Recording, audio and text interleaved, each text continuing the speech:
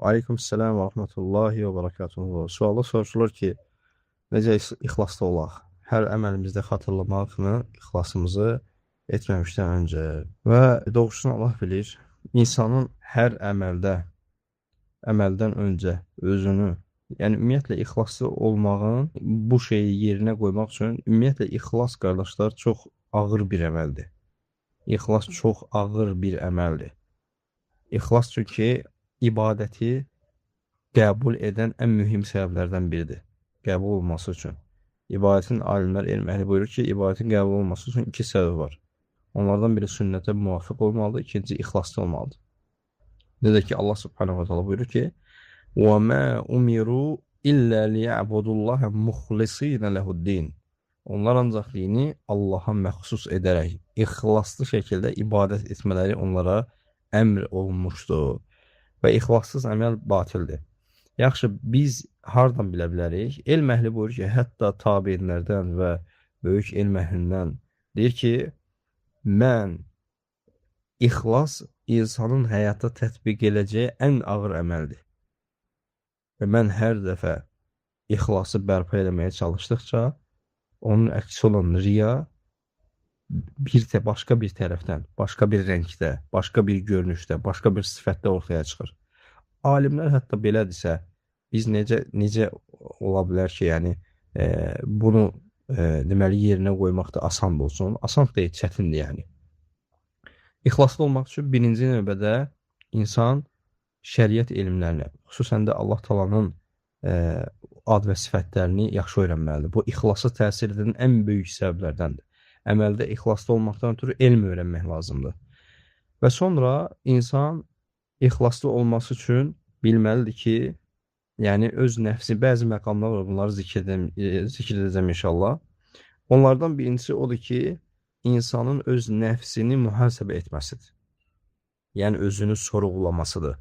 Mən bu əməli niyə görə etdim? Əməl etdikdən sonra və yaxud da əməldən qabaq dayanırsan. Öz nəfsindən soruşursan, mən bunu nə üçün edirəm? Birinci, əməldən qabaq, mən bunu nə üçün edirəm? Allah üçün. Və sonra əmələ davam edirsən. Əməldən sonra da mühasibə edirsən, çünki bəzən əməli batil edəcək riyadır, sum'adır, yəni eşitdirməkdir, göstərişdir. Bu əməldən sonra da gələ bilir. Əmələ təsir edəcək. Hansı ki, insan əməldən sonra eşitdirmək istəyir. Və əməldən sonra da nə edirsən? Mühasibə edirsən özünü. Ki, bu əməli nə üçün etdim? Allah üçün. Və salam. Və hansı ki, Allah Taala Quran-ı Kərimdə buyurur ki, möminlər barəsində onlar, yəni İnsan surəsində buyurur ki, Allah Taala وَيُطْعِمُونَ الطَّعَامَ عَلَى حُبِّهِ مِسْكِينًا وَيَتِيمًا وَأَسِيرًا Onlar yedizdirirlər. Allah yolunda yedizdirirlər miskinlərə, yetimlərə və əsirlərə. Və sonra nə deyirlər? لَا نُرِيدُ مِنْكُمْ جَزَاءً وَلَا شُكُورًا Biz sizdən nə bir qarşılıq, cəza, mükafat, şükür, heç bir şey istəmirik. Yəni, sən öz mükafatını o əməldən sonra ancaq Allahdan istəməlisən. Başqasının təşəkkürü, başqasının minnəti, başqasının tərifi sənə lazım deyil. Birinci məsələ, nəfsi hesaba çəkmək, əməldən qabaq və əməldən sonra. Və sonra riyadan insanın qorxmasıdır. İnsanın həyatında riyadan qorxmasıdır. Sən narahatlıq keçirməlisən. Qorxmalısan ki, birdən riyaya düşərəm. Və bu olmasa, insan riyadan qorxmasa, əksinə ən layiqli insandır ki, o insan riyaya düşsün. Əgər riyadan qorxmuram deyirsə. Və sonra insanın tərifi istəməməsi, tərifə meyilli olmaması. Bəzən insan bir əməl eləyir, əməl etdikdən sonra xoşlayır ki, onu tərifləsinlər. Mücərrad elə bu səbəbdir ki, insanın ixlassız olmasına. Heç kimdən tərif gözləmə. Elm öyrəndin, alim desinlər, məsələn, kiməsə sədəqə verdin, nə cömət alandı desinlər. Yəni, bu şeylər tərifi xoşlamaq və ya insanlar içində səni tərifləyirlər ki, maşallah olsun qardaş. Bu şeylər insanı Allah qorusun, əməlinin hətta batil olmasına, puç olmasına gətirib çıxardır. Tərifdən uzaq durmaq lazımdır. Və həmçinin alimlər deyirlər ki, gizli əməlləri çoxaltmaq.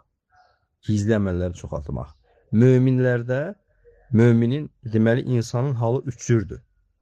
Birinci hal ki, ondan Allaha sığınırıq. Birinci hal odur ki, gizlində əməli az eləyər, aşkarda çox eləyər. Gizlində baxırsan ki, onun aşkarı gizlindən daha salihdir. Aşkarı gizlindən daha salihdir. İnsanlar arasında sünnət qılır, zikirləri eləyir, insanları buna təşviq eləyir, yaxşılıq əmr eləyir, pisliklərdən çəkindirir. Amma təhlikdə Allahla bərabər qalanda, baş-başa qalanda, Allahla qalanda nə eləyir? Günahlara meyl eləyir, əməlləri azalır. Allah qorusun, yəni bu təhlükədir. İkinci sinif insan, onun gizlini ilə aşkarı eynidir. Bu təriflənən məqamdır.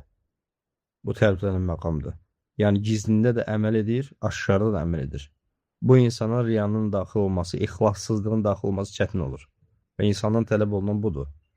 Və bundan da yüksək mərtəbə var ki, ehsən mərtəbəsi, bu artıq daha təriflənən məqamdır. İnsanın gizlini aşkarından salihdir.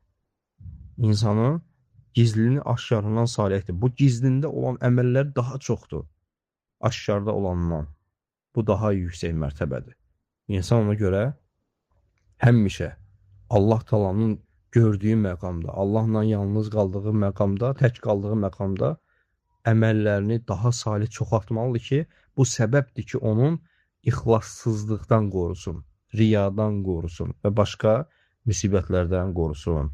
Və həmçinin insanın dua etməsi. Elm əhli buyurur ki, çoxlu dua etməsi, Allahdan ixlas diləməsi və şirkdən Allaha sığınması. Və inşallah ki, bu səbəblər, yəni bu saydığım şeylər insanın ixlaslı olmasına kömək edən səbəblərdir və doğrusunu Allah bilir.